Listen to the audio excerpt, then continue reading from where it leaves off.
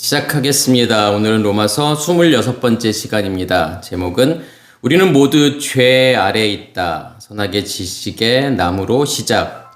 로마서 3장 9절에서부터 12절까지 말씀입니다. 그러면 어떠하냐? 우리는 나으냐? 결코 아니라. 유대인이나 헬라인이나 다 죄 아래에 있다고 우리가 이미 선언하였느니라. 기록된 바 의인은 없나니 하나도 없으며 깨닫는 자도 없고 하나님을 찾는 자도 없고 다 치우쳐 함께 무익하게 되고 선을 행하는 자는 없나니 하나도 없도다.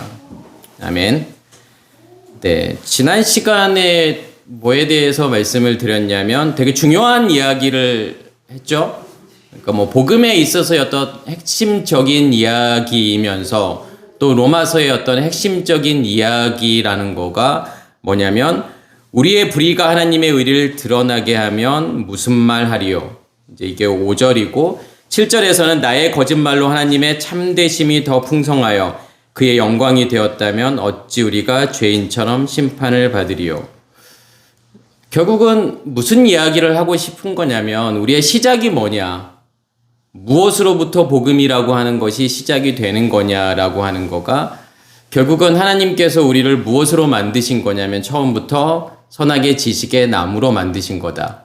이게 되게 핵심적인 이야기예요. 이제 우리는 어떻게 생각을 하냐면 하나님께서 먹지 말라고 한 선악과를 먹어서 우리가 죄를 지었다. 그 원죄가 우리에게도 지금까지 계속되어 이어져서 우리가 죄인이다 라는 생각이 있잖아요.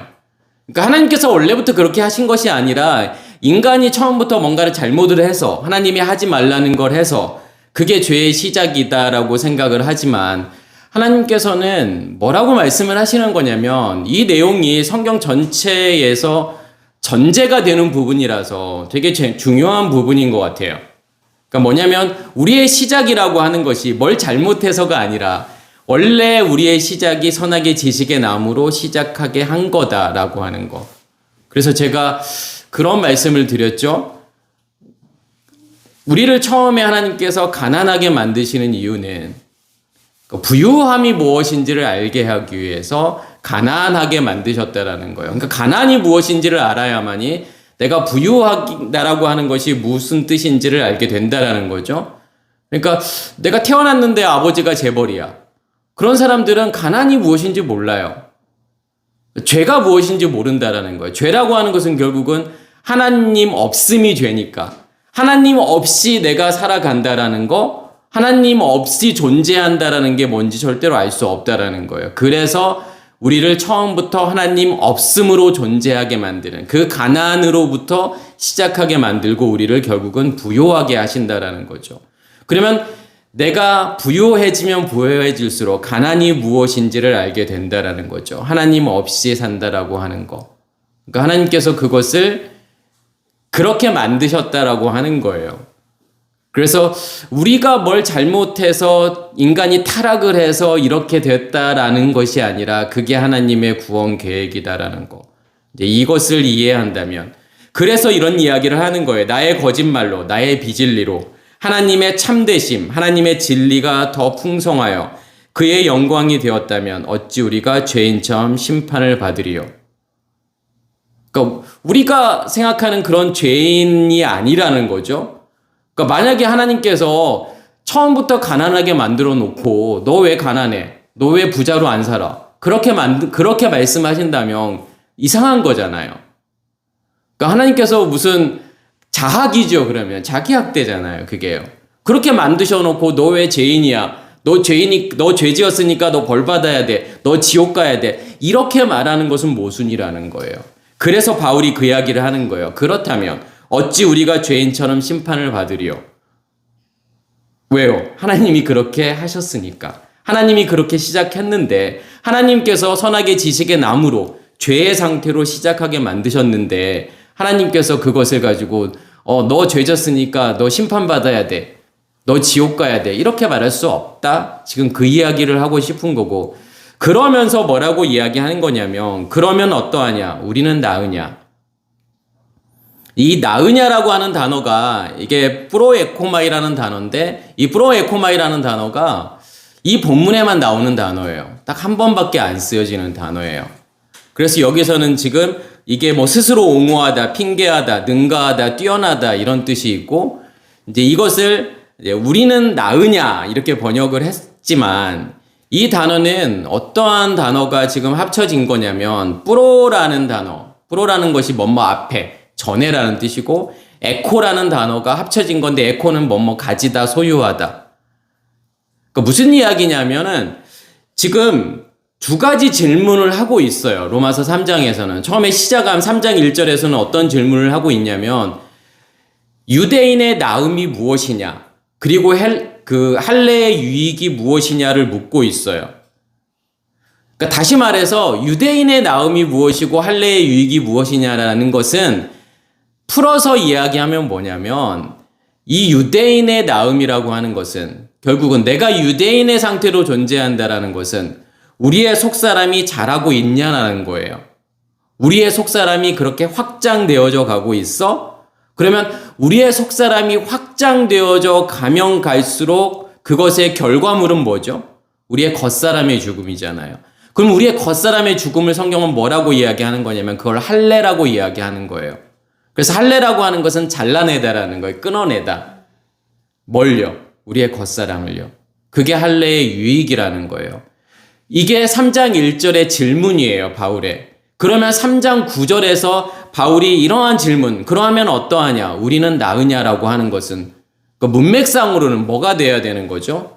정말 너희 안에서 그런 일이 일어나고 있는 게 맞아? 너희가 그 유대인의 나음이라고 하는 것이, 속사람이라고 하는 것이, 속사람의 자람이라고 하는 것이 원래 너희 안에 존재하고 있는 거야? 라고 하는 것을 물어보고 싶은 거예요. 그래서 아까 제가 이 단어가 프로라는 단어, 이미 전에 에코 가지고 있느냐, 소유하고 있느냐, 전부터 너희가 가지고 있는 거야? 그러면서 뭐라고 이야기하는 거냐면 그렇지 않다라고 이야기를 하죠. 결코 아니라. 유대인이나 헬라인이나 자 죄 아래에 있다고 우리가 이미 선언하였느니라. 제가 유대인하고 헬라인이라는 개념은 앞에서도 좀 이야기를 좀 해드렸죠.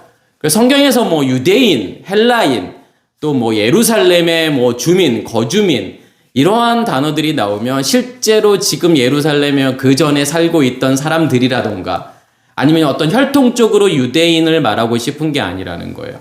뭐 헬라인 그러면 이방인들 그러한 의미라기보다는 우리가 어떠한 관점으로 좀 이걸 보셔야 되는 거냐면 유대인이라고 하는 것은 예후다라는 단어. 그러니까 예후다라는 단어가 야다 던지다라는 건데 무엇가 우리 안에 던져졌느냐의 문제겠죠. 그러니까 선악의 지식의 체계로 우리 안에 던져진 거냐 아니면 생명나무로 우리 안에 던져졌느냐를 물어보는 거예요. 그러니까 이 성경을 읽다 보면 정말 중요한 개념 중에 하나가 영혼육이라는 개념이에요. 영혼육을 어떻게 이해하고 있느냐에 따라서 성경을 어떻게 해석하고 어떻게 바라보느냐가 결정이 되기 때문에요. 그럼 영이라고 하는 것은 결국은 뭐냐면 혼을 만드는 어떤 근원이라고 보시면 돼요. 그럼 성경에서 혼은 뭘 이야기하는 거죠? 뭐 히브리어는 네페시라는 단어를 쓰죠. 그러면 이 네페시가 의미하는 거는 뭐냐면 의식의 체계를 이야기하는 거예요. 나무죠, 성경에서. 그러니까 선악의 지식의 나무인 거냐, 생명나무인 거냐. 그걸 혼이라고 이야기를 하는 거예요. 우리의 의식의 체계죠, 질서. 그래서 어떠한 영에 의해서 만들어지는 질서 체계냐를 혼이라고 이야기하는 거예요. 만약에 그 영이 거짓 영이라면, 그러니까 용, 사탄, 마귀, 그러한 영이라면 그 영에서 만들어지는 결과물을 뭐라고 이야기하는 거죠? 그걸 선악의 지식의 나무라고 이야기하는 거예요. 그래서 요한계시록 13장에서도 어떤 이야기가 나오냐면 영혼 육이 개념이 나와요. 우리가 그 요한계시록 13장의 내용이 영혼 육이라고 안 보여서 그러는 거지 결국은 요한계시록 13장의 내용은 영혼 육을 이야기하고 싶은 거예요. 왜냐하면 거기에 용이 나오잖아요. 그리고 바닷짐승이 나오고 땅의 짐승이 나오고 이 땅의 짐승은 반드시 뭘 만드는 거냐면 우상을 만들어요. 그러면 용과 또 바닷짐승, 땅의 짐승 그리고 그것의 결과물인 우상 이게 지금 영혼육을 이야기하는 거예요. 그래서 이게 살아있다라고 하는, 그러니까 짐승이라고 하는 것은 뭐냐면 살아있다라고 하는 건데 무엇으로 내가 살아있느냐의 문제죠. 선악의 지식의 체계로 살아있는 거냐, 아니면 생명나무라고 하는 하나님의 의식의 체계로 살아있는 거냐. 그래서 창세기 1장에서 바닷짐승과 땅의 짐승이 나오는데 거기에서는 하나님의 의식의 체계로 살아있는 상태를 바닷짐승, 땅의 짐승이라고 이야기하는 거고, 요한계시록 13장에서 나오는 바닷짐승과 땅의 짐승은 뭐가 만들어 놓은, 용이 만들어 놓은, 악한 영이 만들어 놓은 의식의 체계, 그것을 바닷짐승, 땅의 짐승이라고 이야기하는 거고, 그것은 반드시 우상을 만든다라는 거죠. 그게 육이라는 거예요. 그래서 성경에서 육체, 육이라는 단어가 나오면은 몸이라는 단어도 마찬가지예요. 우리의 생물학적인 몸, 육체, 육을 말하는 게 아니라는 거예요. 어떤 영혼을 가지고 있느냐의 결과물을 육이라고 이야기를 해요. 나중에 이러한 관점으로 한번 성경을 한번 읽어보세요. 성경에서 육이라는 단어가 나올 때, 이 육체라고 하는 것은 우리의 생물학적인 육체가 아니라 어떠한 영이 혼을 만들고 혼이 만들어 놓은 결과물. 그러니까 혼이라고 하는 것은 의식의 체계잖아요. 그럼 의식의 체계에서 나오는 모든 것들, 우리의 마음, 감정, 느낌, 생각, 의미들, 이러한 모든 것들에 의해서 만들어지는 나를 육체라고 이야기하는 거예요. 다른 말로는 그것을 겉사람이라고 이야기하는 거죠. 그러면 여기에서의 유대인이라고 하는 것은 어떤 유대인인 거냐면 그 영에 의해서 만들어지는 혼, 그것을 지금 여기에서 유대인이라고 이야기하는 거고, 그 유대의 확장을 뭐라고 이야기하는 거냐면 헬라라고 이야기하는 거예요. 그게 우상이라고 하는 거죠. 그래서 우리가 유대인이나 헬라인이라고 하는 이 단어는, 그러니까 우리가 그 헬라인이라는 단어는 야반이라는 단어를 써요. 그럼 헬라인이라는 이 단어, 또 아니면 그 포도주라는 야인이라는 단어, 그 다음에 요나라는 단어, 요나라고 하는 것은 이제 비둘기라는 뜻이에요. 다 어원이 같아요. 어원이 뭐냐면 거품이 일어나다. 거품이 일어나다라는 것은 뭘 이야기하는 거냐면 발효를 이야기하는 거예요. 그러니까 발효라고 하는 단어가, 그러니까 효모 이런 단어가 나오면은 뭐라고 생각하시면 되냐면 확장이라고 생각하시면 돼요. 그래서 예수께서도 천국을 비유하면서 누룩이라고 하는 것을 그렇게 이야기를 하죠. 그리고 또 누룩을 어떻게도 표현하죠? 바리새인과 서기관들의 그 누룩을 조심하라, 이렇게 이야기를 하는 거예요. 그러니까 이 누룩이라고 하는 것은 한마디로 확장인데 무엇의 확장인 거냐? 그러니까 포도주라고 하는 것은요, 지성소에서 나오는 말씀이 확장되어져 가는 것을 포도주라고 이야기해요. 그러니까 그러한 관점으로 가나의 혼인잔치를 이해하셔야 돼요. 그 가나의 혼인잔치가 뭘 이야기하는 걸까? 그 안에 채워져 있는 물, 그 물이 포도주가 되었다라고 하는 것은 지성소로부터 나오는 말씀이 이제 확장되어져서 밖으로 드러나게 되어지는 사건. 이것을 가나의 혼인잔치라고 생각하시면 될 것 같아요. 그게 포도주라는 거예요. 그래서 포도주에 취했다라고 하는 것은 결국은 그 포도주가 확장되어져 가서 나를 만드는 거. 이제 이렇게 이해하시면 될 것 같고, 아까 제가 이게 어원이 같다고 했잖아요. 야인, 포도주라는 단어나 요나, 비둘기라는 단어도 어원이 같아요. 헬라라는 단어도. 그러니까 비둘기라는 단어가 나오면은, 그러니까 예수께서 이렇게 세례를 받으실 때도 그러한 장면이 나오잖아요. 하늘이 열리고 성령이 비둘기같이 임하고.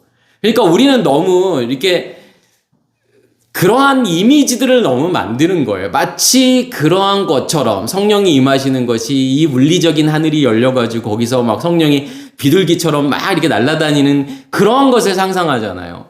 근데 그러한 것을 말하고 싶은 것이 아니라 그 예수께서 받으셨던 세례는 어떠한 의미가 있냐면 이 물리적인 하늘이 열렸다라는 게 아니라 내 안에 있는 지성소, 그 지성소를 맡고 있는 휘장, 그 휘장이 열리는 사건이에요.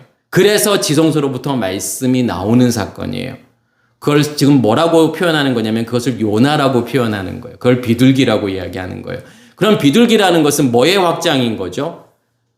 그러니까 포도주나 같은 의미라고 보시면 돼요. 지성소로부터 나오는 말씀이, 배에서 나오는 생수가 확장되어져 가서 그게 나를 덮어버리는 사건.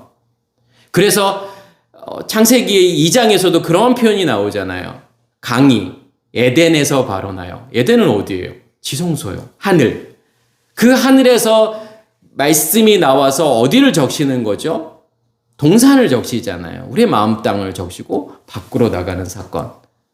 뭐죠 그게요? 오순절이잖아요.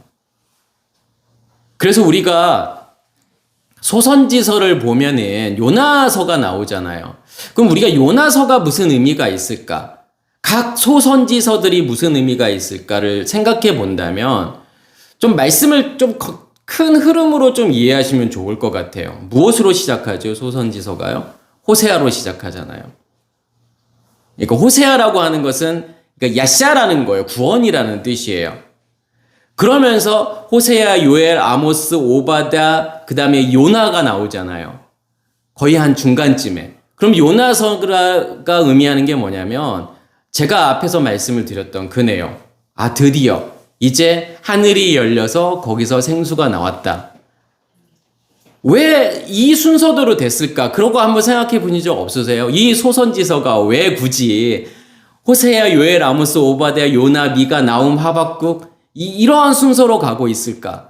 분명히 종교회의에서 결정한 내용이지만 그건 분명히 하나님의 섭리가 있다라는 거죠. 아무 의미 없이 성경은 배열되지 않아요. 그러니까 마태, 마가, 누가, 요한도 왜 그 순서로 되어 있을까? 어떤 분량의 차이도 아니고 쓰여진 순서도 아니에요. 그러니까 쓰여진 걸로 따지면 마가복음이 제일 먼저 쓰여졌다라고 이야기를 해요. 그런데 순서는 마태, 마가, 누가, 요한으로 가요. 너무 신기하게요. 대선지서라고 하는 것도 이사야, 에레미야, 에스겔, 다니엘이라는 순서로 가요. 그러니까 요나 다음에 왜 미가가 나올까? 그러니까 미가야라고 하는 것은 미키야라는 뜻이에요. 미, 누가, 키, 뭐 같은가, 야 그러면 하나님, 여호와를 뜻하는 거예요. 누가 여호와와 같은가라고 하는 것은 뭐냐면 누가 여호와와 같은 일을 하느냐를 말하는 거예요. 그러면 하나님의 일하심이잖아요. 다시 말해서 여기에서 요나라고 하는 것은 반석에서 생수가 나왔다라는 거예요. 그러면 지성소로부터 말씀이 기름 부음으로 임해서 우리의 마음 땅에 불이 꺼지지 않고 타고 있다라고 하는 자체가 하나님의 일하심이에요. 그게 미가에서 이야기하고 싶은 거예요. 그럼 미가 다음에 나오는 게 뭐죠? 나훔이잖아요. 그러니까 나훔이라고 하는 것은 나함이라는 건데 나함이라는 것은 위로라는 뜻이에요. 그래서 제가 나함이라는 단어가 나오면 항상 생각해 봐야 될 게 뭘 생각해 봐야 된다고 말씀을 드렸죠? 느헤미야서를 항상 생각을 하셔야 돼요. 그러니까 느헤미야라고 하는 뜻이 나함이라는 뜻이에요. 같은 의미예요. 그러니까 느헤미야나 그 다음에 나훔이나 같은 의미라고 보시면 돼요. 무엇이요? 느헤미야서의 핵심은 성벽 건축이잖아요. 그러니까 성벽이라고 하는 것은 무엇의 확장이라고 말씀을 드렸냐면 성전의 확장을 성벽이라고 해요. 그러면 우리가 진짜 위로라고 하는 게 뭘까요? 뭐가 우리에게 진짜 위로일까? 우리가 위로가 필요하잖아요. 이 세상을 살면서 위로받고 싶잖아요. 뭐 그게 자식이 될 수도 있고 그게 돈이 될 수도 있고 뭐 친구가 될 수도 있고 내가 힘들고 어려울 때 위로받고 싶은 그런 마음이 들잖아요. 그런데 과연 그러한 나의 가족, 뭐 부모, 자식, 친구, 돈 이러한 것들이 정말 나에게 위로를 줄 수 있을까? 라고 생각한다면 누군가에게는 그게 위로가 될 수도 있겠지만 진짜 믿음의 길을 가는 우리들에게 과연 그런 것들이 위로일까? 뭐가 나를 정말 위로해 줄 수 있을까? 라고 생각해 본다면 결국은 하나님이라는 존재, 그 하나님이라는 존재가 내 안에서 확장되어져 가면 우리는 어떠한 의미로 살아가게 되는 거냐면 하나님이라고 하는 의미로 살아가게 된다라는 거예요. 그게 우리가 가장 큰 위로죠. 어떠한 어려운고 힘든 상황이 우리에게 주어질 수 있어요. 근데 그것을 버티고 갈 수 있는 힘이 뭐냐면 뭐 자식도 나를 떠날 수 있고 부모도 나를 떠날 수 있고 친구도 나를 떠날 수 있지만 그렇지만 하나님이라는 존재 영원히 떠나지 않으시는 그래서 영원히 꺼지지 않는 불이에요. 내 안에 타오르는 불은 절대로. 그래서 그것을 영생이라고 이야기하는 거예요. 그게 우리의 위로라는 거예요. 어떠한 상황이 오더라도 그 상황을 이길 수 있는 힘은 하나님이라는 존재 자체라는 거죠. 그래서 그 위로를 이야기하고 싶은 게 나훔이에요.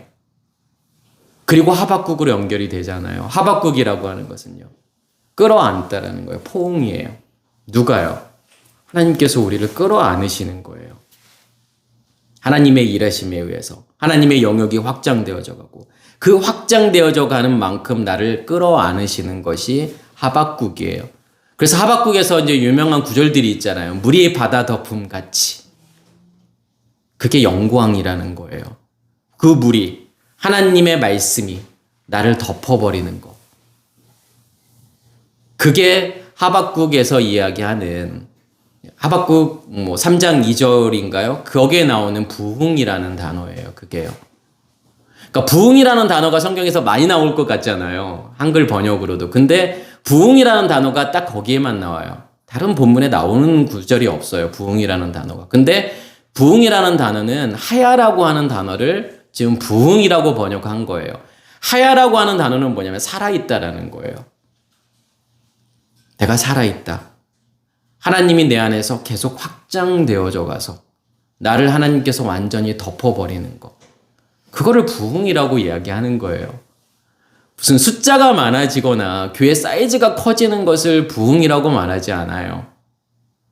그래서 신학교에서도 이제 그 부흥에 대해서 그런 모든 과목도 있어요. 교회 성장하고 이런 과목도 있는데, 그런 거를 성경에서 부흥이라고 이야기하지 않는다라는 거예요. 그래서 유대와 헬라라고 하는 것은 결국은 유대의 상태, 하나님의 의식의 체계가 내 안에서 만들어져서 그것이 확장되어져 가는 것. 그것을 헬라라고도 이야기할 수 있고, 다른 거로는요, 선악의 지식의 체계가 내 안에서 만들어져서 그 유대, 그리고 그것의 확장을 뭐라고 이야기할 수 있는 거냐면 헬라라고 이야기할 수 있는 거고, 그러면서 다 죄 아래에 있다 이렇게 이야기를 해요. 그러니까 죄 아래라고 지금 번역을 했죠. 지금 휘뽀라는 이 전치사를. 근데 이게 제가 중요한 이야기가 아닐 수도 있는데 제가 그냥 문법 이야기를 잠깐만 한다 그러면, 이 휘뽀라는 전치사는 이제 예를 들어서 원래의 의미는 뭐뭇에 의해서라는 거예요.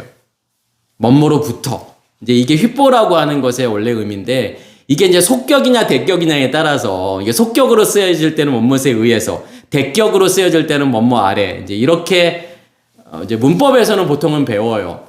그런데 기본적인 전치사의 의미는 변하지 않는다라는 거예요. 그러니까 죄 아래에 있다라고 하는 것은 뭐냐면 우리의 시작이 죄라고 하는 것을 보여주고 싶은 거예요. 죄에 의해서 존재하고 있어라고 하는 것을 의미하는 거죠. 그러니까 우리의 시작이 선악의 지식의 나무로 시작한 거다라는 거죠. 자, 뭐가 죄라고 하는 거죠? 제가 지난 시간에 한번 죄라고 하는 것을 잠깐 말씀을 드렸는데, 하마르띠아라는 단어를 쓰잖아요. 근데 이 하마르띠아라는 단어가 죄를 범하다, 관역을 맞추지 못하다, 이제 이런 뜻이 있어요.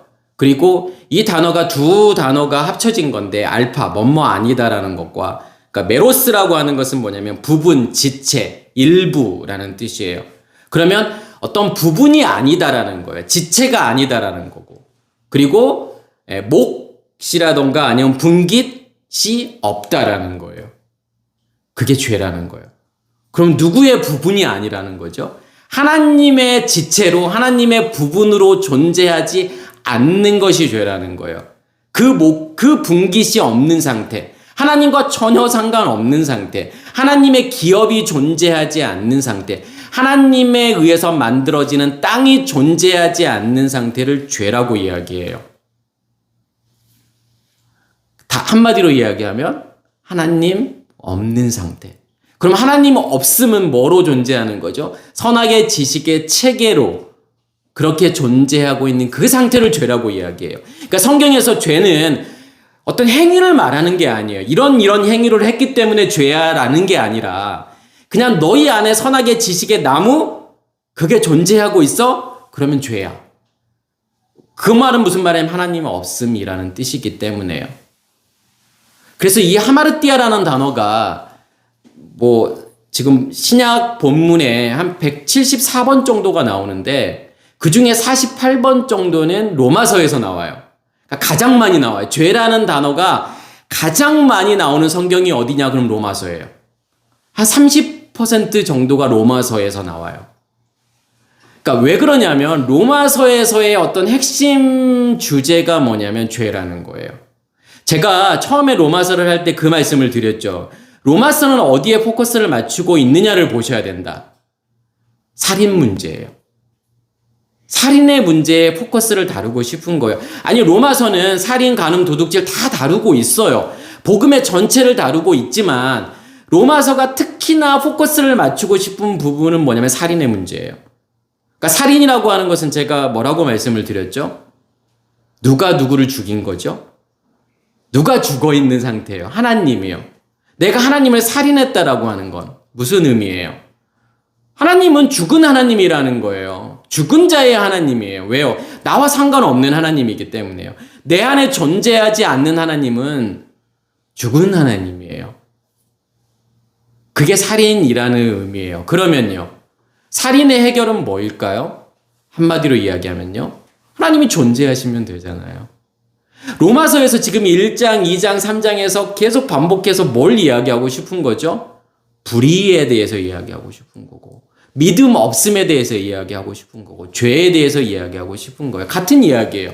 불의한 거나 아니면 믿음 없는 거나 죄나 같은 이야기죠. 누가 없는 거예요?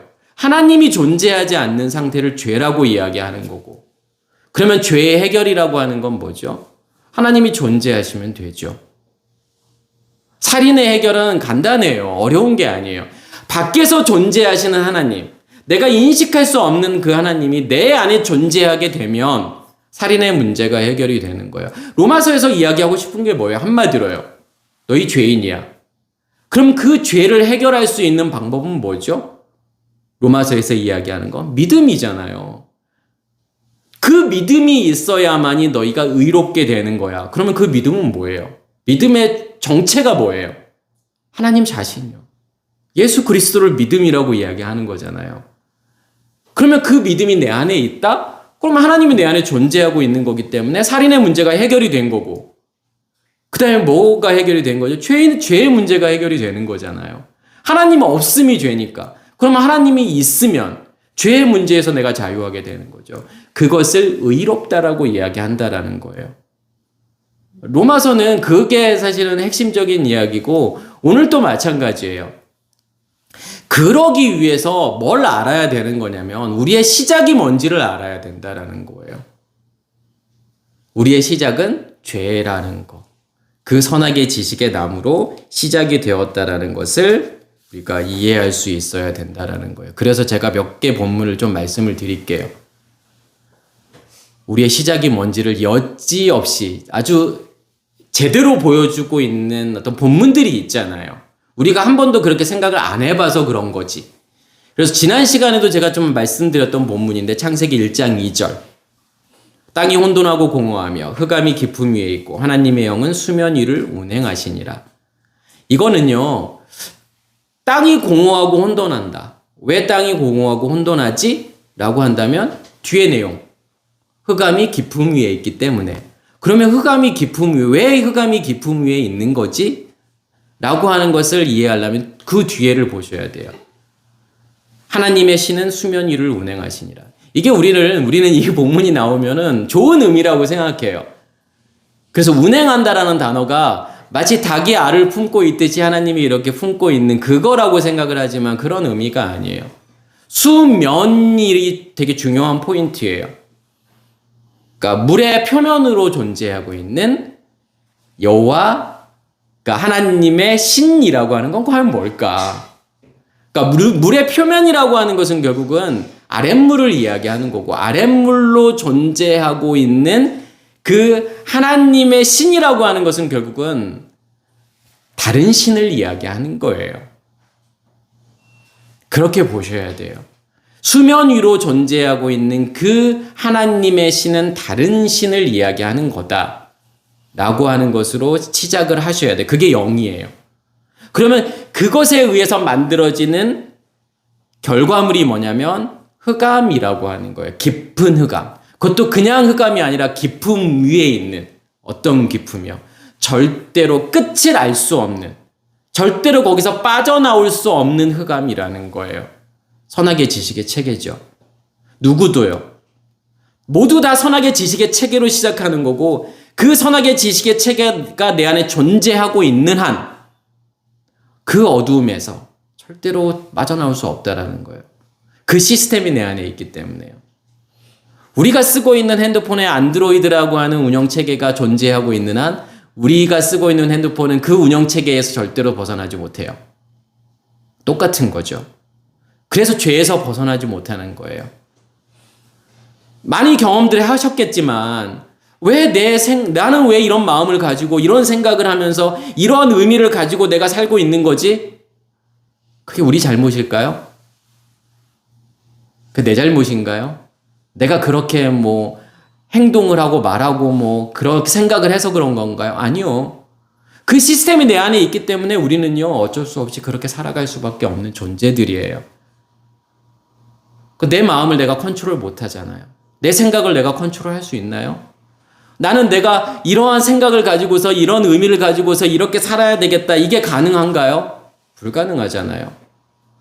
불교에서도 그런 이야기를 해요.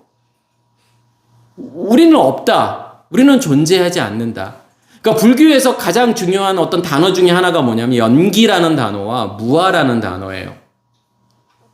연기라는 것은 뭐냐면 제가 이렇게 불교를 공부한 건 아닌데 이제 여러 이렇게 스님들이라든가 좀 유명한 스님들이라든가 아니면 불교대학 어떤 교수님들이 하는 이야기를 이렇게 종합해 보면 불교에서 가장 중요한 단어 중에 하나가 연기라는 개념이에요. 연기는 뭐냐면 나라는 존재는 어떠한 주변의 환경이나 상황에 의해서만 존재한다라는 개념이에요.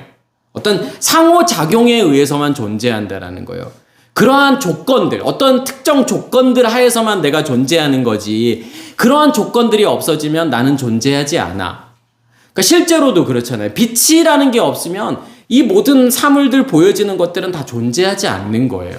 와, 똑같은 거예요. 그게 연기라는 개념이에요. 그러면 그렇게 존재하는 나는 그러면 존재하지 않는 거잖아요. 어떤 특정 상황에 의해서만 특정 어떤 조건에 의해서만 존재하는 나라는 존재는 그러면 실제하지 않는 거라는 거잖아요. 그게 무아라는 개념이에요. 고통이 있는 이유가 뭘까? 그러니까 석가모니가 고민했던 게 그런 부분이에요. 왜 내가 고통스럽게 살고 있지? 그럼 어떻게 해야 이 고통을 없앨 수 있지? 방법이 뭐죠? 내가 없으면 되잖아요. 네, 무아하죠. 아니, 내가 없는데 무슨 고통을 느끼고 내가 있다라고 생각하니까 내가 존재한다고 생각하니까 고통을 느끼는 거지 내가 존재하지 않는다라고 한다면 무슨 고통을 느낄 거냐. 그게 불교에서 말하는 깨달음이라는 거예요. 그걸 깨달으면 열반에 이른다라고 생각을 해요. 그런데 생각해 보시면 그거 깨달았다고 해서 내가 없어질까요? 진짜요? 그 고통에서 내가 사라질까요? 알잖아요. 안다고 해서 그게 되는 게 아니에요. 우리가 그런 의식의 체계가 영원히 없어지지 않는 그러한 의식의 체계가 우리 안에 존재하고 있고 그렇기 때문에 우리가 혼돈하고 공허한 상태일 수밖에 없다. 그러니까 혼돈과 공허라고 하는 것은 혼돈이라고 하는 것은 뭐냐면 formless, 형태가 없다라는 거예요. 공허는요, empty, 비어 있다라는 거예요. 존재하지 않는 거예요. 실제하지 않는 거라는 거예요. 그게 뭐죠? 그게 우상이잖아요. 우상이라는 건 뭐냐면 그냥 존재하지 않는 것인데 내가 존재하는 것으로 만들어버리는 게 우상이에요. 실제하지 않는 것을 실제하는 거라고 착각하고 산다라는 거죠. 이 세상의 모든 것들은 사실은 존재하지 않는 거잖아요. 내가 마치 존재한다라고 생각하고 그냥 살아가는 것 뿐이죠. 그래서 제가 그런 그런 말을 많이 하잖아요. 이 세상에 존재하는 이 사물들, 진짜 존재하는 걸까? 아니요. 존재하는 거 아니라니까요. 이 마이크라고 하는 것도 계속 쪼개고 쪼개면 뭐가 남아요? 분자가 남고, 분자를 쪼개면 원자가 남고, 원자를 쪼개면 중성자, 양성자, 전자가 남죠. 그러면 그 중성자, 양성자를 또 쪼개면 뭐가 남아요? 카이스트 교수가 그런 이야기를 하더라고요. 미분 방정식만 남는 거다. 숫자만 남는 거다. 실체하는 게 없다라는 거예요. 우리가 보고 있는 색깔도 빨주노초 파남보 진짜 그게 존재하는 걸까? 아니요, 존재하지 않아요. 그냥 특정 파장을 우리의 눈은, 우리의 뇌는 그 색이라고 인식하는 것 뿐이에요. 소리도 마찬가지예요. 특정 소리가 존재하는 게 아니라니까요. 그냥 어떤 파동을 우리의 뇌는 그냥 소리라고 인식하는 것 뿐이라는 거예요. 냄새도요. 특정 냄새가 존재한다라고 생각하잖아요. 우리는요. 그렇지 않다라는 거예요. 특정 분자를, 그 냄새 분자를 우리의 뇌는 냄새라고 인식하는 것 뿐이에요. 그러면 모든 것들은요. 존재하지 않는 거잖아요. 존재하지 않는데 우리는 존재한다라고 생각해요. 믿음도 마찬가지 아닐까요? 우리는 교회가 존재한다고 생각해요. 근데 우리가 생각하는 그 예배가 되건 교회가 됐건 그게 뭐일 수도 있다라는 거죠. 우상일 수 있다라는 이유는 뭐냐면 내가 만들어 놓은, 내가 선악의 지식의 체계로 만들어 놓은 거일 수 있다라는 거예요. 믿음도요, 사랑도요, 예배도요, 교회도요, 모든 것들이요. 하나님이라는 존재 자체도요. 내가 만든 우상일 수 있다라는 거예요. 이스라엘 백성들이 모세가 율법을 받으러 갔을 때 뭘 만들어요? 금송아지 만들잖아요. 금송아지 만들어 놓고 뭐라고 이야기하죠? 엘로힘이라고 이야기를 해요. 하나님이라는 거예요. 너를 인도할 엘로힘이라는 거예요. 누가 만든 거죠? 그게 진짜 엘로힘인가요? 하나님인가요? 아니요. 내가 만들어 놓은 금송아지잖아요. 내 의식의 체계, 내가 만들어 놓은 선악의 의식의 체계로 만들어 놓은 그러한 하나님이라면 그 하나님은 우상이죠. 종교지요, 그러면요. 모든 신들과 마찬가지로. 모든 신들은 다 누가 만든 거죠? 그래서 모든 신들을 다 뭐라고 이야기하는 거냐면 허상이라고 이야기하는 거예요. 내 유익을 위해서 만들어 놓은 존재. 그러니까 우리가 평생 하나님을 믿었는데 그 믿었던 하나님이 그렇게 존재할 수도 있다라는 거예요. 우상으로요. 진짜 너무 이런 말들이 너무 충격이지 않을까요? 나는 어떤 하나님을 믿고 있지 지금? 내가 수십 년을 믿었고 나는 집사고 권사고 장로고 목사인데 그럼 내가 믿고 있는 그 하나님이 우상일 수도 있다고? 그 생각을 정말 해보셔야죠. 한 번이라도요. 내 안에 하나님이 존재하지 않으면요. 내 안에 그 생명나무가 존재하지 않으면 생명나무에서 만들어지는 그 형상이 아니라면 내가 믿고 있는 하나님은 무엇에 의해서 만들어지는 거냐면 선악의 지식의 체계에 의해서 만들어지는 결과물일 수도 있다라는 거예요. 그게 혼돈과 공허인 거예요.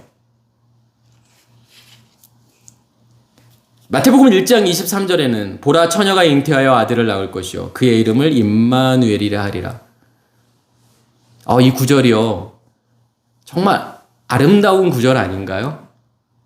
진짜 그 수학자들이나 물리학자들이 그런 표현을 하더라고요. 어떤 수학 공식이라던가 그 물리학 거기 나오는 공식들을 보면서 이 공식을 보면서 이 공식 정말 아름답다 이런 표현을 하더라고요.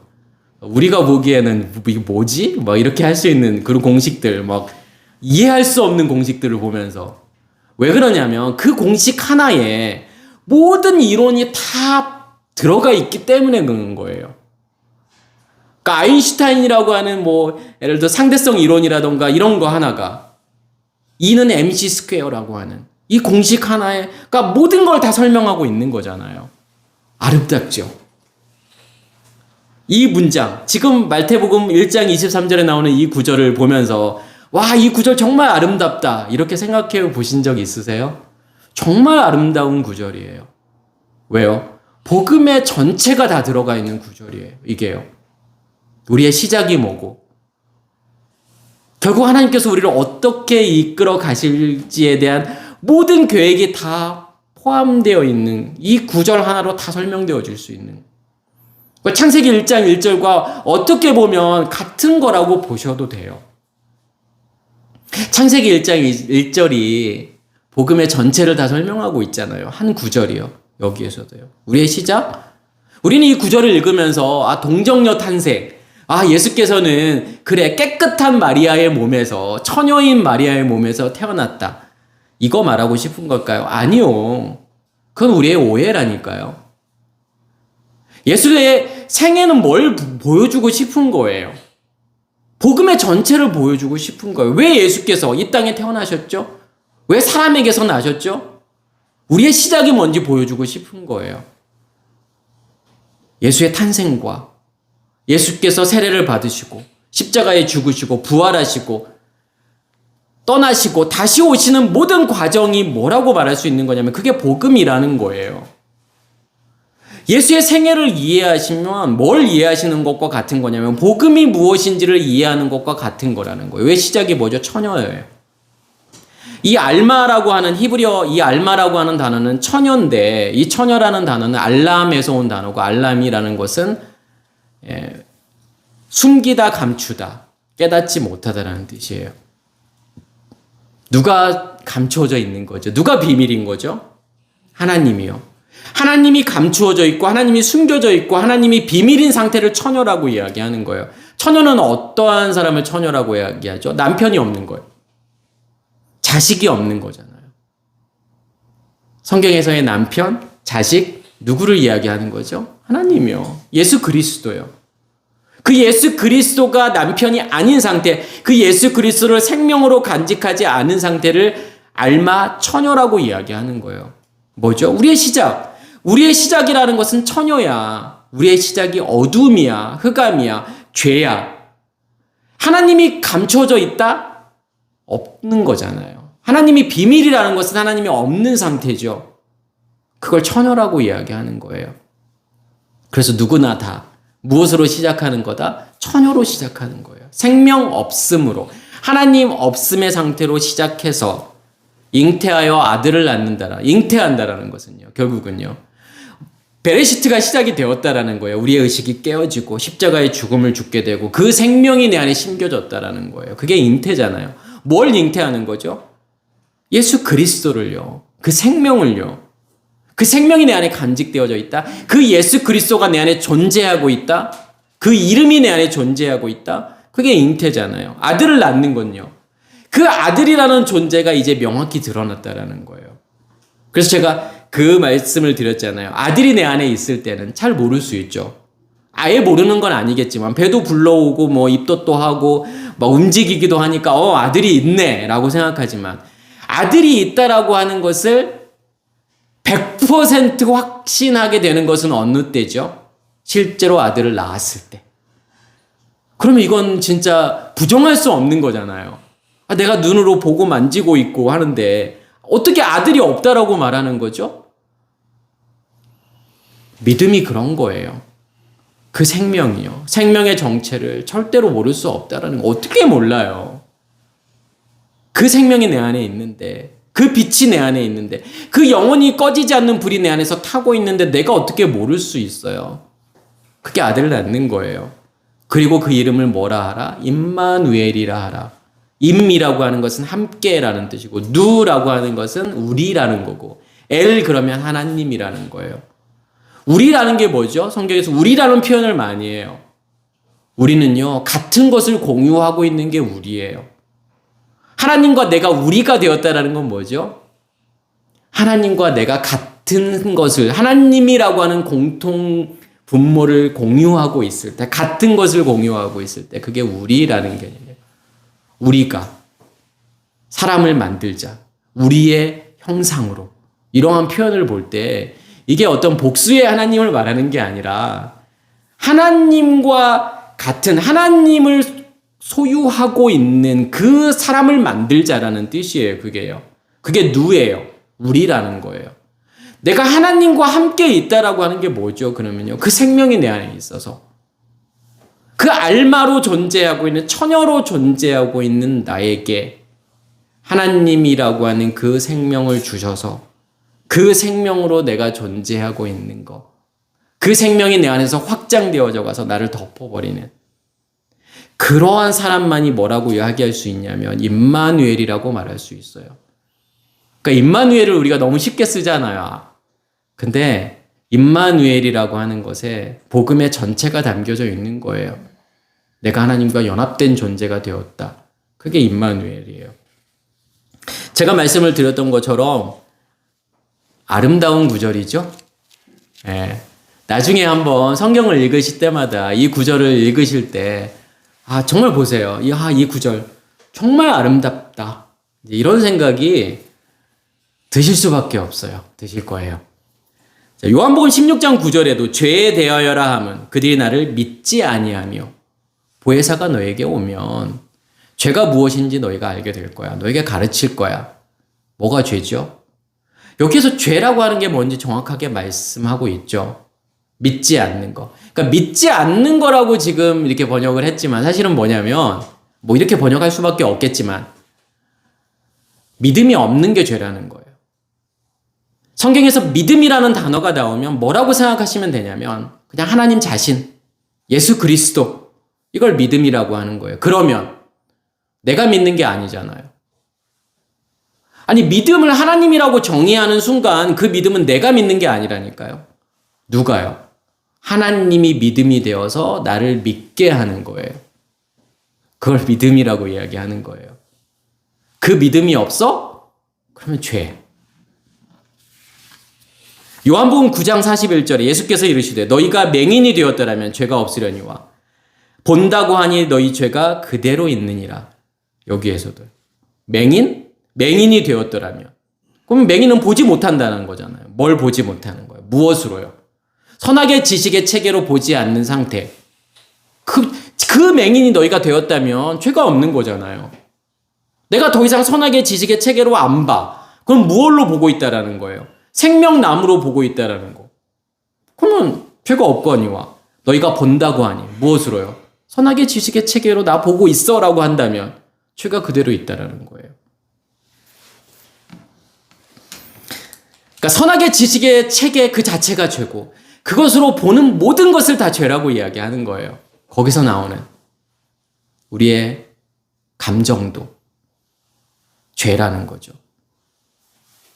내가 하나님을 막 사랑한다고 말하면서 눈물 흘리고 찬양하면서도 막 손 들고 예전에 막 그런 찬양 집회 가면 막 눈물 흘리면서 막 찬양하고 하나님의 사랑을 막 이야기하고 그게 죄일 수도 있다라는 거예요. 무엇으로 비롯된 감정이라면 선악의 지식의 체계로 비롯된 감정이라면 내가 아무리 하나님을 사랑한다고 눈물 콧물 흘리고 있다고 하더라도 하나님의 입장에서는 그걸 죄라고 이야기해요. 우리의 생각도요. 우리는 그렇게 생각을 하잖아요. 좋은 생각을 하게 되면 이거 하나님이 원하시는 거야 라고 이쁜 생각 어떻게 하면 남들 도와줄까? 어떻게 하면 착하게 살까? 이런 생각하면 이건 좋은 건가요? 죄 아닌가요? 어떻게 하면 다른 사람 괴롭혀 볼까? 힘들게 만들까? 이건가 죄인가요? 아니요. 우리는 그렇게 나눈단 말이에요. 이렇게 생각하는 건 죄고 이렇게 생각하는 것은 죄가 아니야. 그런 문제가 아니라 어떠한 체계, 의식의 체계에서 비롯된 거냐를 말하는 거예요. 그게 죄라는 거예요. 의미들도 마찬가지로요. 이렇게 믿는 것이 하나님을 믿는 거야. 이렇게 하는 거야. 하나님을 사랑하는 거야. 이렇게 하는 것이 예배야. 라고 하는 것도요. 다 죄일 수 있다는 거예요. 그러니까 우리는 어떤 드러나지는 양상을 가지고서 이게 죄냐 아니냐를 판단하는 거지만 저는 좀 더 근본적인 것으로 접근했으면 좋겠어요. 어떠한 의식의 체계를 내가 가지고 있느냐. 그러니까 내가 아무리 선악의 지식의 체계를 가지고서 성인 군자처럼 산다고 해서 그걸 죄 아니다라고 말하지 않는다니까 성경은요. 그게 인간에게는 어떠한 본능이 있냐면 생존에 대한 본능이 있어요. 그게 내가 생존하기 위한 본능일 수도 있다라는 거예요. 도덕적으로 윤리적으로 다른 사람들에게 존경을 받아야만이 이 집단에서 이 공동체에서 내가 살아남을 확률이 더 높겠다 싶으면 그렇게 살아갈 수 있다는 거예요. 도덕 윤리적으로 완벽한 삶을 살고 있다고 해서 죄가 없다라고 말하지 않는 거예요. 그래서 성경은요. 그게 악당같이 사는 사람보다 더 큰 죄일 수도 있다는 거예요. 그래서 복음하고 도덕윤리, 우리가 성화가 되어지고 하는 부분들을 뭐 성화가 되어지고 영화가 되고 하는 이런 부분들을 어떤 도덕윤리적인 어떤 변화로 이해한다면 그렇지 않다라는 거예요. 그렇게 될 확률이 많죠.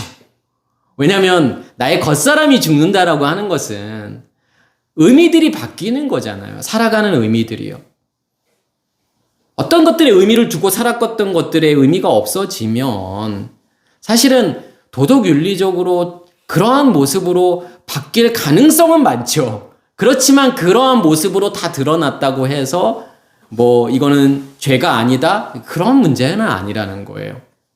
그런 것들은 우리가 좀 생각을 해볼 만하고, 성경에서의 어떤 뭐 이렇게 비유들이 많이 나오잖아요. 뭐 포도원 농부 비유라던가 뭐 혼인잔치의 비유라던가. 거기서 진짜 말하고 싶은 게 뭐죠? 포도원 농부 비유. 한마디로 이야기하면 첫 번째 농부로는 절대로 열매를 드릴 수 없어요. 무슨 짓을 해도 드릴 수 없다라는 거예요.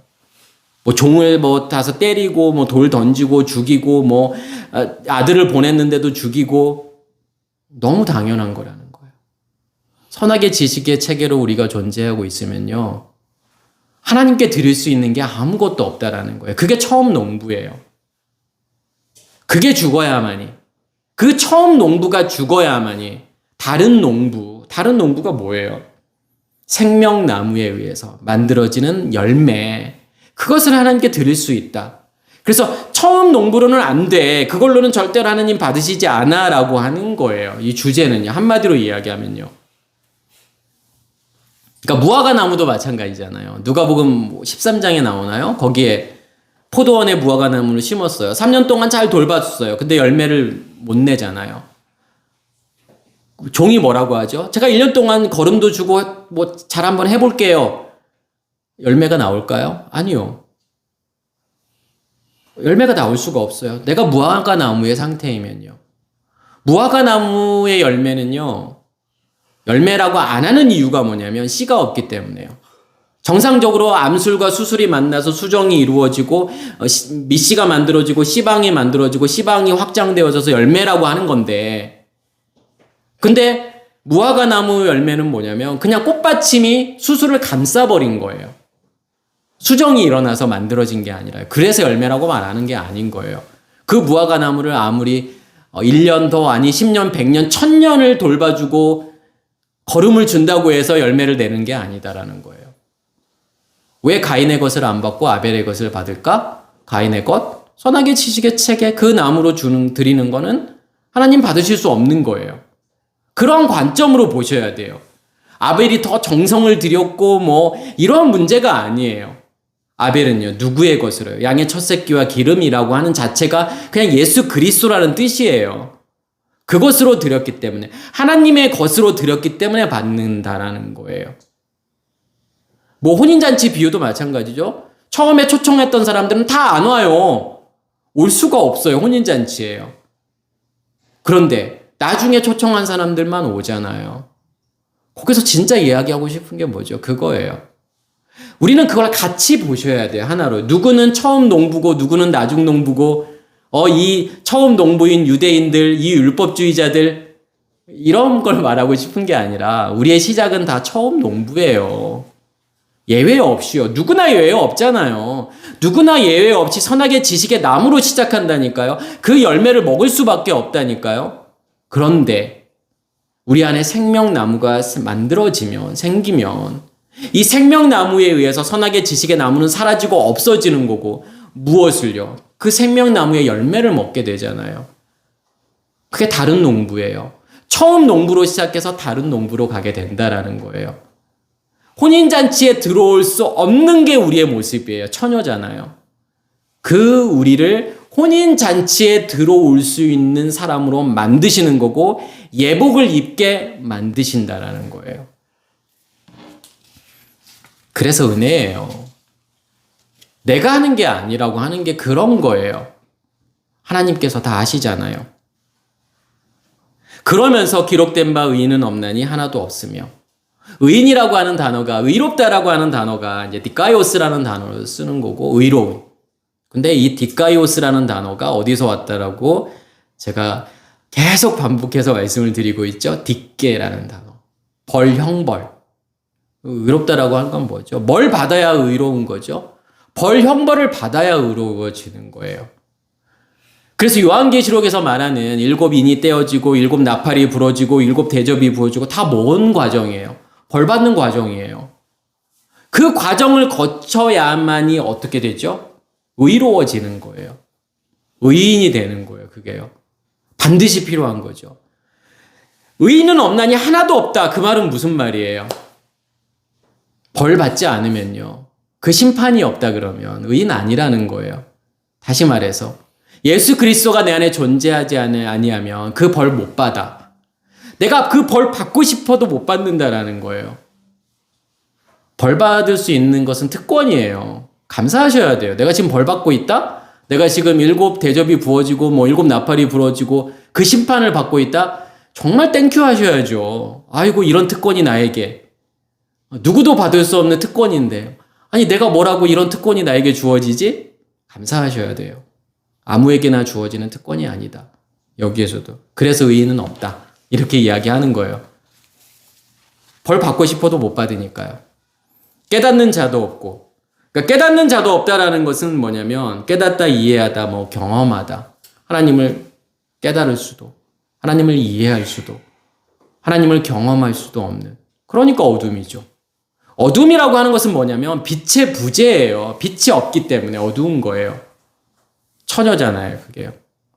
처녀는 절대로 경험할 수 없죠. 남편을 경험할 수 없는 게 처녀잖아요. 하나님을 절대로 우리가 경험할 수 없다. 그래서 마태복음 13장에는 이제 비유를 설명하면서 예수께서 그 말씀을 하시죠. 내가 그들에게 비유로 말하는 것은 그들이 보아도 보지 못하며 들어도 듣지 못하며 깨닫지 못함이라. 이사야의 예언이 그들에게 이루어졌으니 일러스되 너희가 듣기는 들어도 깨닫지 못할 것이요 보기는 보아도 알지 못하리라. 이 백성들의 마음이 완악하여져서, 이 완악하여졌다라는 게 뭐냐면 이게 빠퀴노라는 단어를 써요. 빠퀴노라는 단어는 뭐냐면 원래 의미는 뚱뚱하다라는 거예요. 살쪘다라는 거예요. 그럼 마음이 살쪘다라는 게 뭐죠? 마음이 지금 완악했다라고 번역을 한 건데 뭐가 마음이 완악한 거예요? 선악의 지식의 체계로 뚱뚱해져 있는 거예요. 살쪄 있는 거예요. 그렇기 때문에 그 귀는 듣기에 둔하고 눈은 감았으니 이는 눈으로 보고 귀로 듣고 마음으로 깨달아 돌이켜 내게 고침을 받을까 두려워함이라. 고침을 받지 않기 위해서라는 거예요. 그러니까 제자들이 왜 비유로 말씀하십니까? 예수께서 한마디로 이 말을 한마디로 이야기하면 못 알아들으라고. 아무나 알아들을 수 있는 게 아니라는 거예요. 그래서 비유예요. 그래서 우리가 처녀로 존재하고 있고 어둠으로 존재하고 있으면 성경이 비유예요. 하나님이 비유예요. 그러니까 빠라볼레라고 하는 것은 결국은 이 빠라라고 하는 것은 옆에 곁에 발로 던지다. 그러면 그냥 하나님 자신이 그냥 옆에 존재하고 있는 거예요. 옆에 던져져서. 길가잖아요, 그게. 절대로 하나님을 경험할 수 없잖아요. 하나님이 내 안에 계시는 게 아니라 하나님이 항상 옆에 계셔. 사이드로 계셔. 그러면 하나님 절대로 경험할 수 없다라는 거예요. 그게요. 그러니까 너희가 보기는 보아도 알지 못해. 깨닫지 못해. 왜? 너의 마음이 뚱뚱하잖아. 살쪄 있잖아. 선악의 지식의 체계로 살쪄 있으니까 절대 알 수 없다라는 거예요. 진짜 비유는 뭐예요, 그러면요? 진짜 빠라볼레가 이루어진다는 건 뭐예요? 하나님이 내 안에 던져져서 이 빠라라고 하는 게 옆을 이야기하는 거지만 옆은 또 하나의 다른 의미는 뭐예요? 안에 있는 것의 확장을 옆이라고 이야기하는 거예요. 하나님이 내 안에 던져져서 하나님이 내 안에 하나님의 영역이 내 안에서 확장되어져 가면 갈수록 내가 하나님을 이해하고 하나님을 경험하는 거예요. 그게 비유예요. 비유가 내 안에서 이루어지잖아요. 그게요. 그러면서 하나님을 찾는 자도 없고, 그러니까 하나님을 찾는다라고 하는 것은 뭐냐면, 자, 내가 하나님을 정말 찾을 수 있을까? 하나님을 발견할 수 없다라는 거예요. 하나님을 찾는 마음도 하나님께서 주시지 않으면 가질 수 없는 마음이에요. 하나님을 찾기 원하잖아요.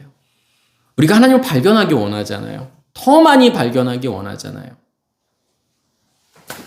이런 갈급함이 내가 가질 수 있는 마음일까요? 내가 오늘부터 이제 갈급해져 볼까? 하나님을 찾아볼까? 되는 걸까요? 아니요. 주시지 않으면요. 주시지 않으면 이 갈급함이라고 하는 것도 절대로 가질 수 없는 마음인 거예요. 그래서 은혜예요, 정말로요. 하나님이 그 마음을 주시는 거예요, 우리에게요. 하나님을 찾기를 원하는 마음. 하나님을 발견하기를 원하는 마음. 하나님이 내 안에서 존재하시고 확장되어져 가기를 원하는 그 마음은요. 하나님이 주시지 않으면 정말로 가질 수 없는 마음이에요. 저는 100% 인정해요. 저도 그랬으니까요. 왜 저에게 하나님께서 정말 하나님이 아니면 죽을 것 같은 마음, 하나님을 내가 발견하지 못하면, 하나님을 찾지 못하면 정말 죽을 것 같은 마음을 누가 줬겠어요? 내가 가지고 싶어서요? 아니요. 주시지 않으면 절대로 가질 수 없는 마음이라는 거. 그래서 히브리서 11장 6절에 보면 믿음이 없이는 하나님을 기쁘시게 하지 못하나니 하나님께 나아가는 자는 반드시 그가 계신 것과 또한 그가 자기를 찾는 자들에게 상 주시는 이심을 믿어야 할지니라. 믿음이 뭐죠? 여기서도. 믿음이 없다라는 것은 하나님이 없다라는 거예요. 그러면 하나님을 기쁘시게 하지 못하죠. 그러면 믿음이 있는 자들은 뭘 알게 되는 거죠? 그가 계신 것과. 그러니까 믿음이 하나님 자신이기 때문에 믿음이 있다라는 것은 하나님 자신이 내 안에 계신 것을 안다라는 거예요. 그리고 그가 자기를 찾는 자들에게 믿음이 존재하고 있기 때문에 그 믿음이 나로 하여금 하나님을 찾게 만든다라는 거고 그 찾는 자들에게 상 주신다라는 거. 믿음이 하나님을 찾게 하고 그 믿음이 무엇으로 존재하는 거죠? 상으로 존재하는 거예요. 상급이요. 뭐 어떤 상급을 그렇게도 우리가 원할까요? 우리는 천국 가면은 뭐 상급 받고 싶어 해요. 뭐가 상급이죠? 그럼 뭐 수만 평 되는 집이 상급인가요? 금은 보석이요? 그게 왜 필요한지 사실은 모르겠어요. 여기에서도 누군가는, 이 땅을 살면서도 누군가는 몇만 평 집 줘도 안 가는 사람도 있을 수 있죠. 너무 힘들잖아요. 그 청소 다 어떻게 해요? 금은 보석도요. 그게 왜 필요하죠? 그게 상급인가요? 그냥 하나님 자신이 상급이에요. 아니, 하나님 말고 우리가 뭐가 필요해요? 이 땅을 살면서도 하나님 말고 뭐가 필요한 거죠? 근데 천국 가서 하나님 말고 다른 게 더 필요하다고요? 제가 말씀을 묵상하면서 뭐 전에 이렇게 좀 자주 들었던 노래가 이제 거미라는 가수가 있어요. 거미라는 가수가 불렀던 노래 중에 You are my everything이라는 노래가 있어요. 그러니까 당신이 전부입니다. 나의 전부입니다. 라는 그 가사예요. 그러면서 이런 가사가 있더라고요. 시작도 못했던 나의 사랑을 이제는 말할 수 있죠. 누구도 가질 수 없는 기적인데. 그러면서 You are my everything. 기적이죠. 우리 안에 생명이 있다라고 하는 게 기적이죠. 내가 뭔데? 한낱 먼지와 같은 이 지구라고 하는 자체가 하나의 먼지와 같은 거예요. 우리는 태양계 그러면 엄청 크다라고 생각을 하잖아요. 태양계는요, 우주 전체로 보면 완전 변두리 중에 변두리예요. 뭐 거의 땅끝 마을 수준이에요. 그러니까 수도권도 아니에요. 우주 전체에 태양과 같은 별이 밀키웨이라는 우리 은하에만 1000억 개 이상이 존재하고 있고, 그러한 우리 은하와 같은 은하가 우주 전체에 1조 개 이상이 존재하고 있어요. 합치면요. 10의 23승계, 공이 23개. 그렇게 많은 태양들이 존재하고 있고, 그 중에서 그 태양계에서 지구라는 하나의 행성, 그 지구라는 행성 중에서 나라는 존재, 먼지 같은 존재죠. 아무 의미 없는 존재잖아요. 아무 가치 없는 존재죠. 그러한 우리에게 하나님의 생명이 존재한다? 기적이죠. 생명의 탄생이라는 거, 생물학적으로 생명의 출현이라고 하는 자체가 기적 중에 기적이라니까요. 일어날 확률이 없어요. 거의 불가능한 확률이에요. 이렇게 우리라는 이 생명체로 그 특정 단백질의 배열, 아미노산의 배열이라고 하는 게 일어날 수 없는 확률이라니까요. 과학자들이 하는 이야기예요. 그런데 하물며 하나님의 생명이 내 안에 있다? 이건 기적으로도 설명할 수 없는. 저는 정말 그런 사람들이 뭐라고 고백할 수 있는 거죠? You are my everything이라고 고백할 수 있는 거죠. 당신 정말 전부입니다. 하나님이라는 의미가 없다면 우리가 이 세상을 굳이 살아가야 될 이유가 뭐가 있을까요? 제가 어떤 분하고 이제 이렇게 얼마 전에 이야기를 하면서 그분이 너무 힘든 정말 바닥이 아니라 그 바닥을 뚫고 지하라고 이렇게 생각하는 그런 어떤 환경에 본인이 처해 있는데 하나님이라고 하는 그 존재가 내가 안에서 경험되어지고 느껴지고 이게 없다면 이 하나님이라는 존재가 없다면 내가 과연 이 땅을 살아갈 이유가 있을까? 라고 고백을 하시더라고요. 저도 공감해요. 그게 아니라면 그 하나님의 존재가 그 의미가 아니라면 내가 이 땅을 뭘 위해 살아가는 거지? 돈 때문에 살아가는 건가? 아니면 자식 때문에 살아가나? 아니면 무엇 때문에요? 내가 일하는 거요? 일하는 거에 만족을 느끼면서 그 의미로 살아가는 건가요?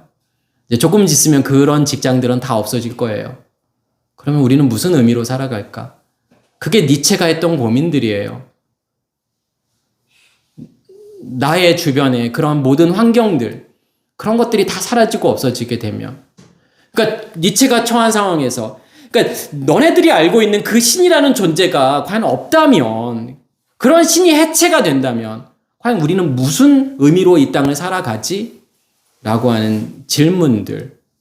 저는 이 땅을 살아가는 모든 사람들, 또 크리스찬, 내가 하나님을 믿고 있다고 하는 모든 사람들은 좀 그걸 고민해 봐야 되지 않을까 싶어요. 나는 무슨 의미로 이 땅을 살고 있는 걸까?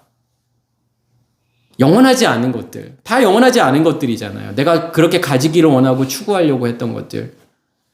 정말 그러한 가치들로 살아가는 존재인 걸까? 믿음은 바라는 것들의 실상이요, 보이지 않는 것들의 증거니. 믿음이라고 하는 것은요. 바라는 것들. 믿음이 있기 때문에 바라지는 거예요. 소망이 생기는 거예요. 믿음, 소망, 사랑. 믿음이 존재하고 있기 때문에 소망이 생긴다니까요. 믿음이 없는 사람에게는 소망이 없어요.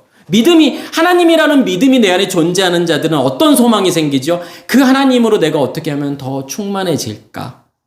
그 하나님이 나에게 그 절대적인 의미, 그 의미로 존재하기를 바라는 그 소망이 생길 거고, 그러한 자들에게 실상이 된다라는 것은 그게 사랑이에요. 하나님이 드러나시는 거예요.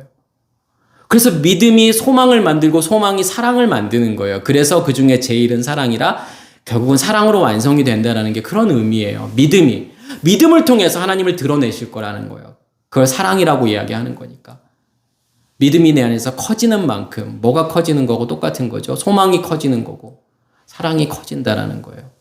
그게 보이지 않는 하나님이 내 안에서 존재하고 있다라는 증거라는 거죠. 다 치우쳐 함께 무익하게 되었고, 치우쳤다라는 것은 길에서 벗어났다라는 거예요. 하나님과 전혀 상관없는 삶을 살아가고 있다라는 거고, 함께라는 단어는 동시에 무익하게 되었다라는 거예요. 이 무익하게 되었다라는 단어가 아크레이오라는 단어를 쓰고, 이 아크레이오라는 단어는 아크레이오스라는 단어는 쓸모없는, 가치 없는이라는 뜻이에요. 앞에서 설명을 드렸던 것처럼. 우리는 나라는 존재를 되게 괜찮게 보잖아요. 쓸모있는, 유용하다고 생각하지만 하나님 입장에서 우리는 아무 가치 없는 존재예요. 쓸모없는 존재. 그래서 먼지인 거예요. 하나님께서 인간을 뭐로 만들죠? 먼지로 만드시잖아요. 과연 내가 제 앞에 있는 이 마이크보다 정말 유용한 존재라고 말할 수 있을까? 마이크보다 똑똑한 마이크일 수도 있겠죠, 우리가요. 마이크와 우리의 차이점은 뭘까요? 같은 원자, 같은 분자로 되어 있고 배열이 다를 뿐이에요. 그 원자의 배열이 다를 뿐이지 마이크와 내가 차이점이 뭘까요? 집에서, 그러니까 이렇게 말하면 너무 이제 극단적으로 제가 이제 또 이야기를 하면, 좀 마음이 힘들어지시는 분도 계시겠지만 엄밀히 이야기하면 그러니까 과학자들도 그런 마인드예요. 내가 집에서 키우는 개와 나와의 결정적인 차이점이 뭘까? 그냥 집에서 키우는 개보다 좀 더 똑똑한 지능이 높은 개일 수도 있다는 거예요. 무엇이 없다면요. 하나님이 내 안에 존재하지 않는다면, 그 생명이 없다면 그냥 너는 먼지예요. 이 마이크와 차이가 없어요. 집에서 키우는 개와 나와는 뭐 크게 다르지 않아요, 사실은요. 아무 가치 없는 존재예요.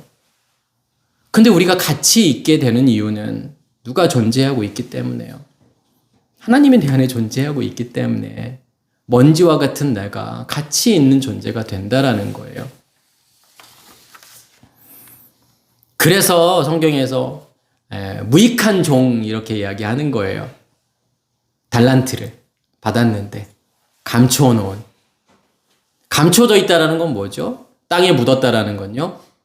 없다라는 것과 똑같은 거예요. 그걸 무익하다라고 이해하는 거예요. 아무 의미 없는, 아무 가치 없는 종이라는 거예요. 그 야고보서에서 이야기하는 것과 같은 거잖아요. 야고보서에서 행함이 없는 믿음은 죽은 거야. 그 행함은 뭔데요? 뭐가 행함이죠? 그 한 달란트 받은 사람이 뭘 해야 되는 거예요? 그 하나가 진짜 있다면, 씨 가진 열매, 그 광명체로 내가 존재한다면 그 빛은요, 무엇으로도 가릴 수 없어요. 드러날 수밖에 없다라는 거예요. 세상을 향해서 빛을 비출 수밖에 없다라는 거예요. 그게 아니야? 그게 행함이 없는 믿음이에요. 네 안에 진짜 믿음이 있어? 그럼 그 믿음은 드러날 수밖에 없다라는 거예요. 안 드러나고 있어? 그럼 너 믿음 없는 거잖아. 로마서에서 말하는 믿음과 배치되는 게 아니에요. 그러니까 로마서에서는 너희가 믿음으로 구원을 받아 의롭게 돼. 그런데 야고보서에서는 너희가 행함이 없으면 죽은 믿음이야. 마치 어떤 행위를 강조하는 것처럼 보이지만 같은 이야기예요. 그 믿음, 로마서에서 말하는 그 믿음이 너희가 있다면 그 믿음이 밖으로 드러나지는 행위가 있을 건데 그 광명체로 세상을 향해서 비추는 그 빛을 비추지 않고 있다면 믿음 없는 거잖아. 그럼 그 믿음 없는 상태는 어떻게 되죠? 바깥 어두운 데서 쫓겨나서 일을 가는 헛사람의 죽음을 이야기하는 거죠. 죽어야만이. 무엇가 드러나게 되는 거죠? 그 하나가 드러나게 될 거니까. 선을 행하는 자는 없나니 하나도 없도다. 네, 제가 조금 더 이야기를 하고 싶은 생각이 들지만 이미 시간이 많이 흘렀기 때문에 이제 좀 이것만 하고 좀 끝내도록 하겠습니다. 선을 행하는 자, 그 선이 누군데요? 하나님이니까요. 그러니까 우리가 생각하는 선을 내가 행한다라고 생각하지만 성경은 누가 행하는 거죠? 하나님이 선이기 때문에 하나님의 행위를 선을 행한다라고 이야기하는 거예요. 당연히 없죠. 내 안에 선이 없으니까요. 선을 행할 수가 없죠. 하나님의 일하심이라고 하는 것이 절대로 있을 수 없다라고 하는 것. 지금 계속해서 이야기하는 거가 뭐죠? 우리의 어떤 실체에 대해서 이야기하고 싶은 거잖아요. 너 하나님 절대로 알 수 없어. 하나님께서 알게 하지 않으면. 그래서 복음이라고 하는 것은 100% 은혜인 거예요. 하나님께서 주시지 않으면요. 그래서 제가 그 이야기를 하는 거예요. 자유의지를 말하는 순간 100% 하나님의 은혜를 말할 수 없어요. 왜요? 내 선택이니까요. 내 선택이 아니에요. 절대로요. 하나님의 일방적인 선택이에요. 하나님이 일방적인 선택으로 나를 끌고 가시는 거예요. 성경에서 말하는 은혜예요. 은혜라고 하는 카리스라고 하는 단어는 뭐냐면요. 끄는 힘이에요. 매력이라는 뜻이에요. 이게 은혜, 자비 이런 의미로도 쓰여지지만 카리스라는 단어가 나오면 뭐라고 생각하시냐면 되냐면 끄는 힘이라고 생각하시면 돼요. 매력. 누가요? 하나님이 나를 끌고 가시는 힘이요. 그게 은혜예요. 하나님이 나를 끌고 가시지 않으면 내가 갈 수 있다? 내가 혼자 이렇게 갈 수 있다? 절대로 그런 게 아니에요. 그러면 사람들이 그러면 하나님이 우리를 로봇으로 만들었냐? 아니요. 하나님께서 일방적으로 끌고 가심에도 불구하고 하나님의 선택에 의해서요. 모든 것은 나의 선택이 아니라 100% 하나님의 선택인 거고 그 가운데서 우리 뭘 경험하라고 하는 거죠? 하나님을 경험하라고 하는 거예요. 그게 의식이에요. 내가 의식이 있다라고 하는 게 그거예요. 하나님이 원하시는 건 그거예요. 그래, 내가 다 할 건데, 처음부터 끝까지 다 할 건데, 너희는 나를 경험해. 너희 안에서 일하고 있는 나를 느끼고 경험하라고 하는 거예요. 인식하고. 그리고 선악의 지식의 체계가 무엇인지, 죄가 무엇인지, 그거 깨달으라는 거예요. 로버트는 그거 못하잖아요. 그래서 하나님께서 너희는 아무것도 하지 말고 내가 하는 거를 지켜봐 라고 이야기하는 거고, 사실은 그게 쉽지 않죠. 하나님이라는 존재에 확신이 없으면 가능하지 않은 일이에요. 그게요. 하나님이라는 존재가 확실해지면 확실해질수록 모든 건 우연이 아니구나. 하나님이 나를 끌고 가시는 모든 것들이 설령 그게 힘든 일이 있을 수 있고 괴롭고 어려운 일이 있다고 하더라도 이게 필요해서 하나님께서 나에게 주시는 거구나. 이게 하나님께서 나를 인도하시고 끌고 가시는 베스트라는 것을 알게 돼요. 그런 사람들이 뭐라고 할 수 있는 거냐면 자유라고 할 수 있는 거예요. 진리를 알지니 진리가 너희를 자유케 하리라. 그 자유는 뭐냐면 내가 더 이상 보여지는 것들의 영향을 받지 않는 상태를 자유라고 이야기해요.